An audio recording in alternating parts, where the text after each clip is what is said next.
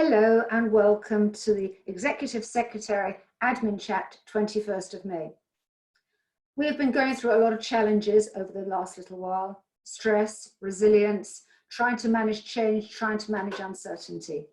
And in my role as a business consultant, I can see there have been many changes. Hello and welcome. My name is Carole Spiers. I've been working in the field of stress and resilience and managing change and uncertainty for many, many years. It's true we've never seen a global pandemic before, but it's also true there's a huge amount of learning that comes from this particular time. So let's just look at a presentation to see where it takes us as of yesterday, where we were, to today, to where we are, and possibly what's coming up in the future. So don't go away, let's just get on with the presentation.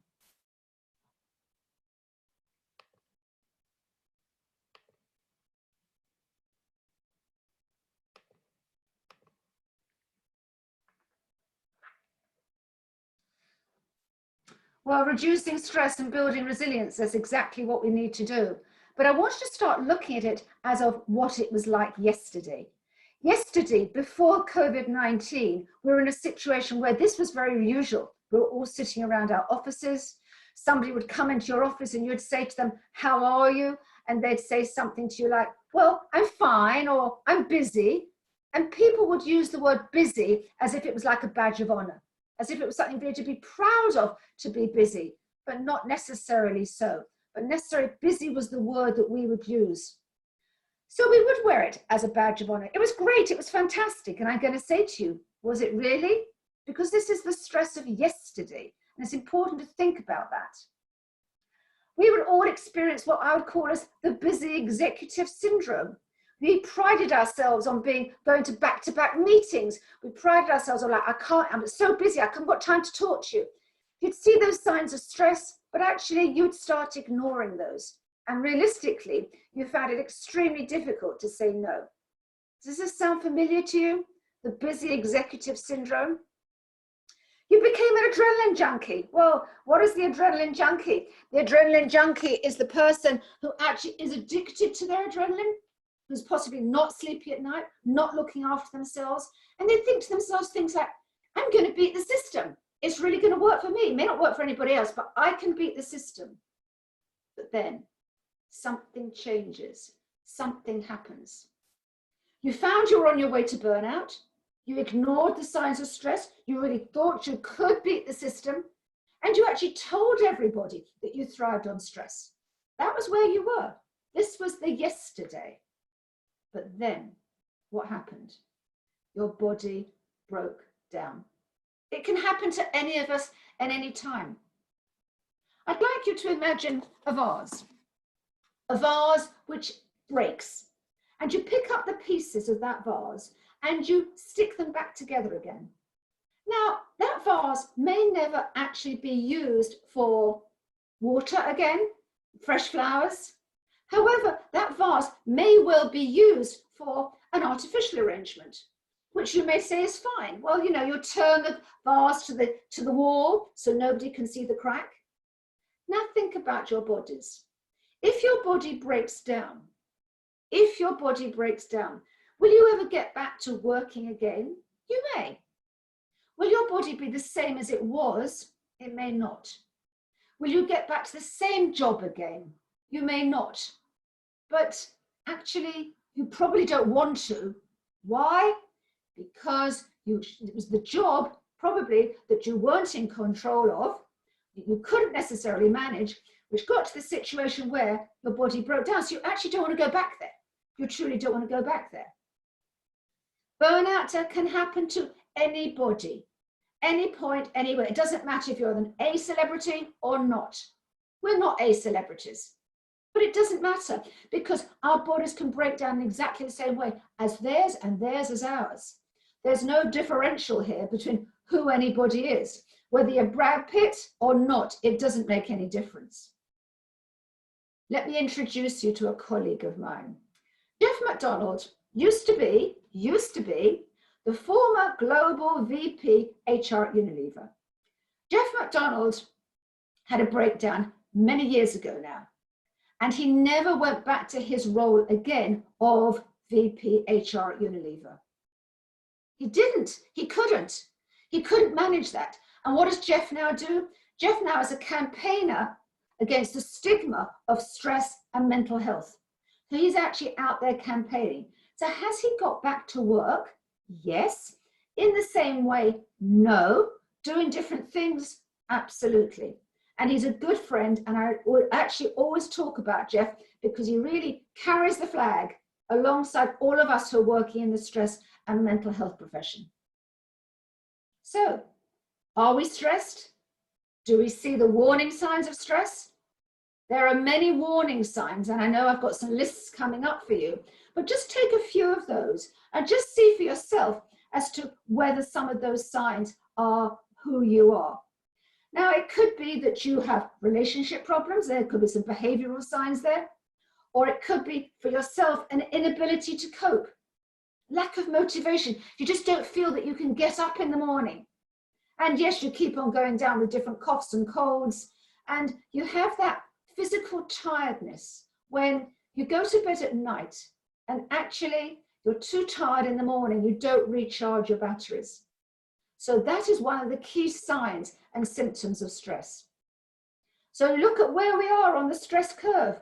We go from rust out, which is the boredom factor, all the way up on the curve to optimum performance. And how long can we stay at optimum performance for? A long or a short space of time? You're right, a short space of time, because we're vacillating from effective to reduced efficiency all the time. And then the curve goes down. You do get irritable. Not that, of course, you necessarily notice it. You know, the key to this one is somebody else says to you, you're irritable, and you go things like, no, I'm not irritable. Well, actually you are. So therefore, it's actually being aware that somebody picking something else up from you about your behavior is truly worth listening to. And then you come down the slow, slippery slope to burnout. Is it really slow? I'm going to say, no, it's not. It's actually, once you get to the fatigue and the exhaustion and burnout, that's pretty fast. Can you get yourself back, as I said, from burnout? Yes, we can. We can, but it may not be in exactly the same way as it was before. Your life may be different. There may have been new learnings for you that you've actually managed to deal with and you've actually come up across. You think to yourself, I can do this better. I can manage my life better. And that's exactly what you want to do. Now, there are many frequent misconceptions about stress.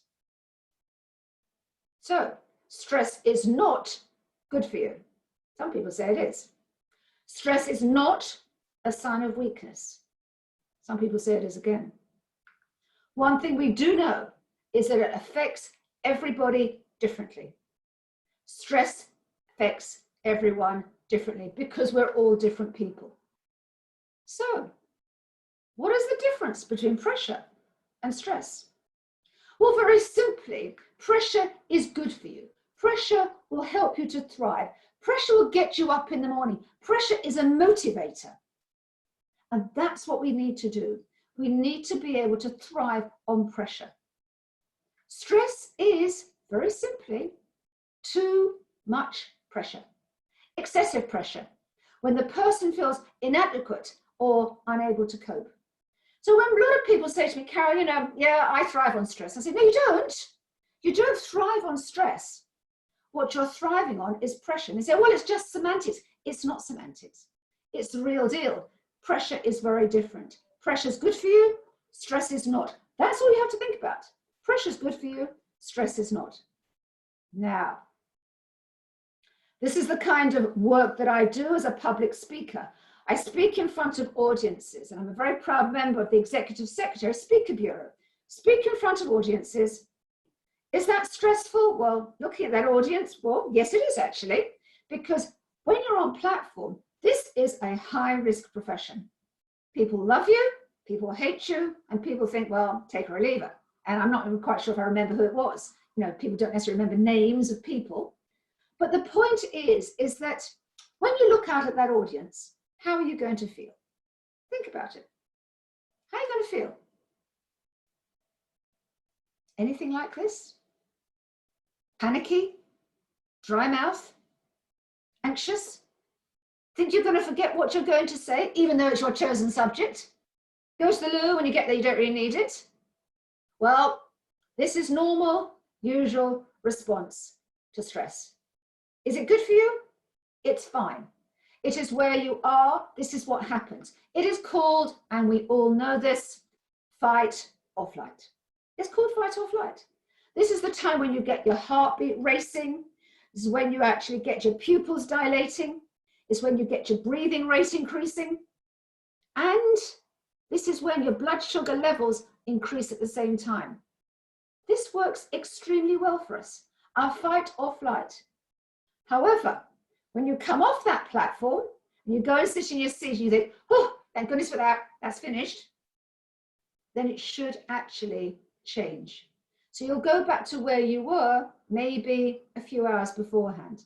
But that fight or flight is your short-term response to stress. It works, it's fine. It works very well. Here's your however. However, the stress response is like a light switch. You need to turn it on and you need to turn it off. We can all turn it on very easily. Think back to the presentation, heart palpitations, but then when it's over and you sit down, the heart calms down. So if you can imagine yourself in front of that audience, that is with the stress response. It is like that light switch. You need to know how to turn it off, on, and turn it off. If we don't turn off that stress response, then we're going to end up with any problems, like feeling no energy. You've got headaches and anything along those lines, which is you just not feeling well. And as I said before, it's not so much that we don't know the signs, but what do we do about them? What do we do about them? So that was managing stress yesterday. That was looking at stress in a way that's where we were. We were on that busy, we're on that frenetic pace. We're on another train, another plane, back-to-back meetings. Today it is different. March 2020. Today, the impossible happened. We have the coronavirus. And the causes of stress today are different for us to where they were yesterday. Now, most of us, I know some people are going back to it, but most of us are working from home. And we're having to manage this social isolation that comes with that. And that lack of structure and focus, because it's not everybody is suited for actually working from home. Here we are in a situation where we've had to do that immediately. From one day to another, we've had to go from take ourselves from our offices into our homes. And we've had to do that overnight. Now, we human beings normally like some time to adapt to change. Well, this is one occasion where that wasn't available. We couldn't actually do that. So we have to look at working from home. And it could be that this working from home is going to become a part of the culture in the future. Time will tell. But working from home very much is how can we manage the distractions? How can we manage the fact that I'm not seeing people for a coffee morning slot? I'm not seeing people at the water cooler. I'm not chatting with people. And the answer is it does take more time and energy, and you have to be more proactive. So if you're the kind of person that needs somebody to kickstart you first thing in the morning with a cup of coffee in your hand, make a call. Make a call with somebody and say to them, can I book you for 9:45, 8:45, let's go a bit earlier, 8:45 in the morning, so we can have a coffee and chat, and that'll get me going for the rest of the day. Make a lunchtime slot. Speak to people. So it's all those sorts of things. Now, more than ever before, we have to be proactive. So where we are today, at the time of the coronavirus, we're having to deal with the difficulty. In fact, it's easy to become a recluse. You know, I have friends who, first of all, when it all first started and we were all self-isolating, who'd say things to me like, hello, how are you? Busy, busy, busy, busy. Now, a couple of months later, it's got much quieter. No one's calling, not in quite the same way. I know I go for a walk and I talk to my friends and I'm going for a walk, but nevertheless, we're having to manage that life. Is it a different life for us? Yes, it is. And is it something where we have to actually push ourselves more and try and manage our lives more? Because not everybody has a home that is ideally suited for an office. So you have to try and manage that to the best possible way. But it isn't managing it. It is trying to deal with that first thing in the morning when you don't feel necessarily motivated to get up. You know, you're used to getting up, getting yourself dressed, make up, get yourself dressed, and go out. Sure. But now it's very different, because now that sort of negative mindset and attitude can creep in. Now you're thinking to yourself, oh, I don't know if I really can do this. I'm not sure if I'm actually able. There's no one to encourage you. So you have to actually be more proactive, as I said, and start encouraging yourself, because you don't necessarily get creativity automatically. Sometimes you have to seek it. Sometimes you have to seek it. So let's look at some tips from working from home, because whether we go back to the offices or we don't, my thinking is that we're going to have a far more flexible arrangement in the future. But for now, it's not easy. We've still got children who are being homeschooled. That's still the case. In time, they will go back. So I have some little tips that I've come up with for you to hear. First of all, first thing in the morning is to know that you're going to work. I would not recommend that anybody goes around in pajamas and slippers. Psychologically, it doesn't work. You're not in the right frame. You're not in the right mindset and attitude. So, you know, pottering down the stairs in the morning and thinking, well, I haven't got to start at 8, I can start at 9, or maybe I can go till 10. What working from home is going to give you is a lot more flexibility. And if that's something that your employer is going to do, because now they can see it can work. So many people said to me, no, it can't work, it can't work. Well, maybe it can work. So build your structured day. If you need to have breaks talking to people, make sure you actually have those breaks. And then think to yourself, yes, well, it hasn't been easy getting yourself up to speed with technology.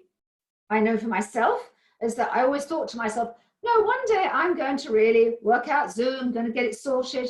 Well, I didn't, because it wasn't necessary. And now, you know, it is. So therefore, whatever you need to do, there may be some studying on your behalf, because this may not stay where it is. This situation may actually change in the future, where you may have a combination of working from home and going to the office. Because you may think to yourself, is it necessary for me to get on a plane to go to Switzerland? Is it necessary for me to get on a plane from London and fly to the States and have those back-to-back meetings, which was never particularly a good idea? Why can't I do this? I know it doesn't take away that personal touch. I get that. But nevertheless, it is something to think about as being a part of one's life. And at the end of each day, when you've actually had your day, reward yourself. My reward is I go for a walk on the golf course, because they've opened up the golf course near to where I live. And think to yourself about, if you do have a problem, if you have any problem at all, who is it you can go to? I don't know. In your dream team, you have people you can speak to who will listen to you. In your dream team around you, you'll have people who are your friends, family, children. Some people will be better listeners than others. Some will be phenomenal at giving advice. Depends on what it is that you need some help with. But ultimately find the right person, because if you need somebody to listen to you and they're not a good listener, you're not going to do very well with that. And try and think about your work-life balance, particularly at home. Try to manage everybody, negotiate with your partner. If you're living by yourself, it's easier in some ways because there's no one to negotiate with. But if you're living at home with somebody, negotiate with them. What was working for them? How can you help on one rota, another rota? If you've got children, try and manage it between yourselves. So what I've done now is to take some tools to manage stress at work, and to start off with some tools. I've taken 3 out of my book, which is called Show Stressors Boss. The first one is, let's look at our top 3 time wasters. The phone, yeah. Email, yeah. And face-to-face, or now, virtual meetings, because I can't tell you, I've got so many virtual meetings to go to, I have to say no. Let's go to the first one, your phone. We jump as soon as it rings, and I'm saying to you, don't necessarily do that, but actually take control of your phone. It's all about control. It's all about saying the phone is a phenomenal piece of kit. Yes, it is. It is absolutely amazing. But who's in control of who? Just because somebody called you doesn't necessarily mean you have to answer the phone at that time. And bundle your phone calls. It's always good to bundle your phone calls. So if I go out walking, I know I'm going to have 3 people to speak to. That's rather nice. So think about some of the tips that comes out of that. Don't answer the phone just because it rings. You control your phone rather than your phone controlling you. Now, second tip here, email. Well, we all know what it's like to have email whooshing in on the screen, stopping us, distracting us. And I say to you, that doesn't help us, because if you find that you're doing something and an email comes floating into your screen, whooshing in, and then you go back to your work because you've been distracted, if you say these words, I would say to you, you're not being very efficient. So imagine you're working, email comes in, curiosity got the better of you, you go and look and see what the email is needed, and you sort it, then you go back to where you were. What are you going to say? These words, now where was I? Think of it, now where was I? As soon as you say, now where was I, you know you've been distracted, and you know it's going to take you now time to get back to where you were. That is going to be the case. So think of the words for, now where was I? And I would say you're not being as efficient as you could be. Number 3, our face-to-face and virtual meetings. Well, yeah, as I said, so many people pride themselves on face-to-face, on their back-to-back meetings. Helpful? Not particularly. Useful? You probably don't even remember one meeting after another. And I'd say is if you're actually going to have a meeting, make sure virtual or face-to-face, yes, you do start on time. Don't set them back to back. Give yourself some space. And at the moment, don't just say yes to everybody and don't get zoomed out, because not every virtual meeting do you have to go to. You still need to be selective. So a couple of tips here for those people listening and watching who have no time. Chunk your time into 2-hour blocks, which is the most important one that comes out of this, because if you work effectively for a 2-hour period, that is really, really helpful. And the one I really like is to write down my to-do list before I actually leave the office. And my office, obviously now, is at home. I close the door, I close down my machine, and I've already got my to-do list the next day. So the final part of this is now to look at some of the tools to help you build your resilience. Building resilience is everything, because we need to do our best to reduce stress and manage stress. Stress is not going to go away. So the first one is recognize the warning signs, which we've seen already when I spoke about your heart palpitations, not sleeping at night. So first of all, recognize the warning signs. Then we are what we eat. Now, certainly at the moment, shopping is not easy. You know, shopping slots, oh, amazing, I got a shopping slot. That becomes like the most important thing to say at the moment. But think about your caffeine. Think about how much caffeine you're having per day. Think about how much fruit and vegetables you're eating, which supports your immune system. And think about the complex carbohydrates, because you need that, because it reduces your mood swings. So think about your food that you're eating. Make your eating a priority.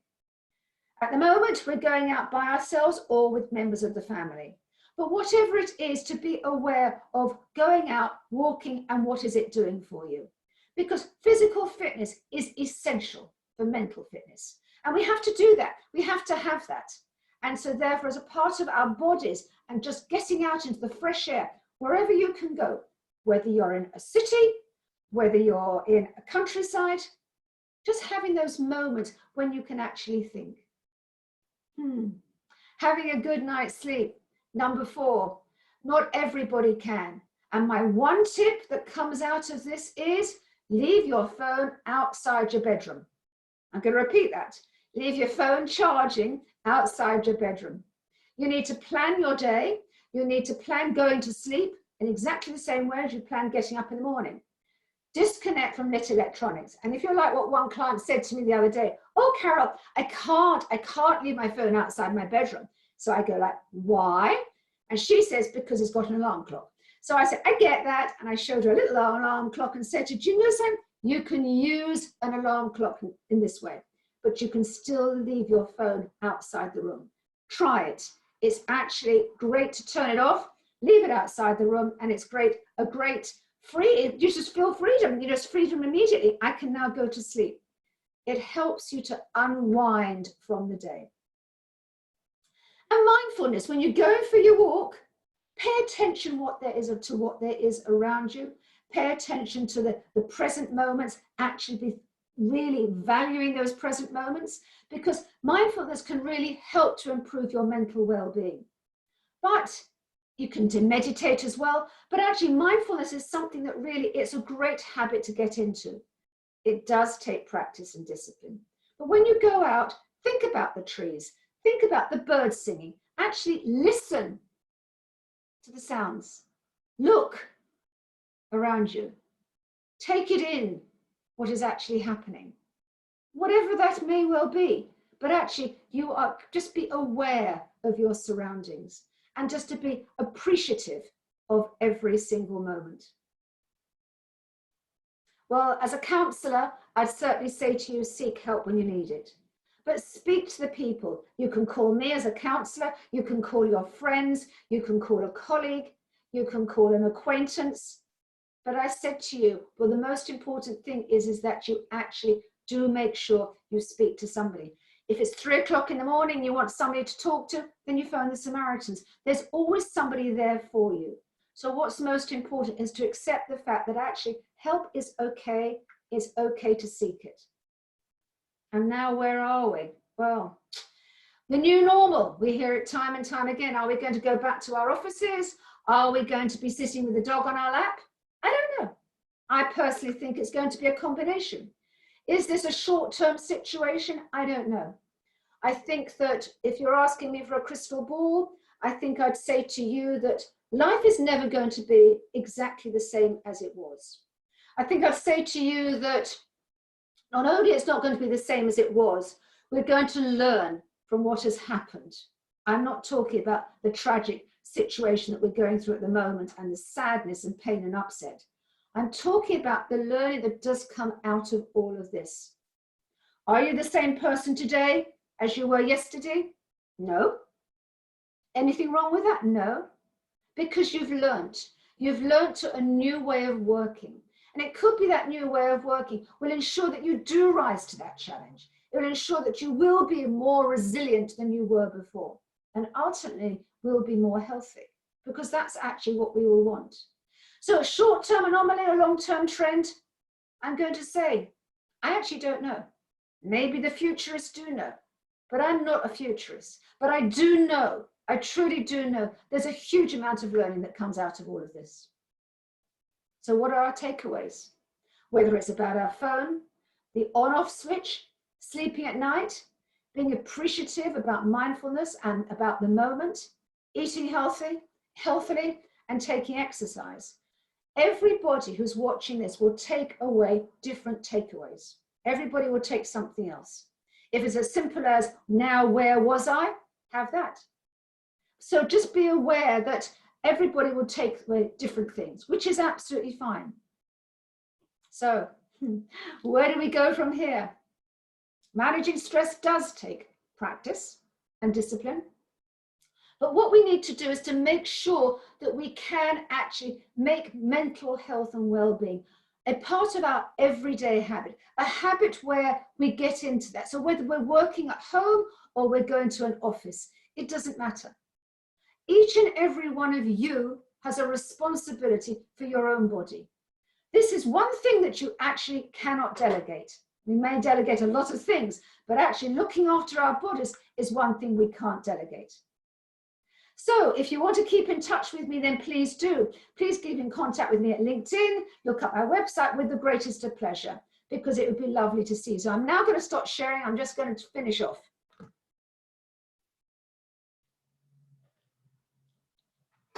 So I hope that was helpful for you. I think that where we are today is at a time of major change, which is what we're going through, no question of that. A time not only of major change, but a time of learning, a time of opportunity, a time of could be some enrichment. So we could look at this time and say it was one of the most dreadful times. And yes, it is. and the global pandemic, nobody can say that's not the most difficult and the most painful. But what I'm saying is that we can learn through our experience that we could come out the other side of this.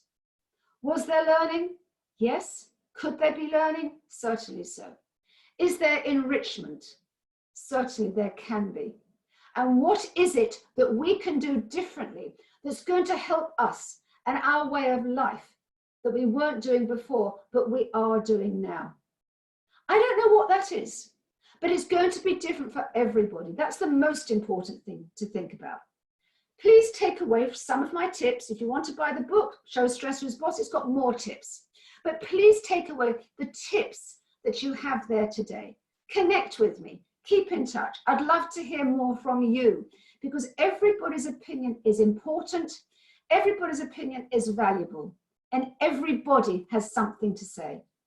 Thank you very much indeed for your time on this admin chat, 21st of May, and look forward to speaking to you again at another time. Bye for now.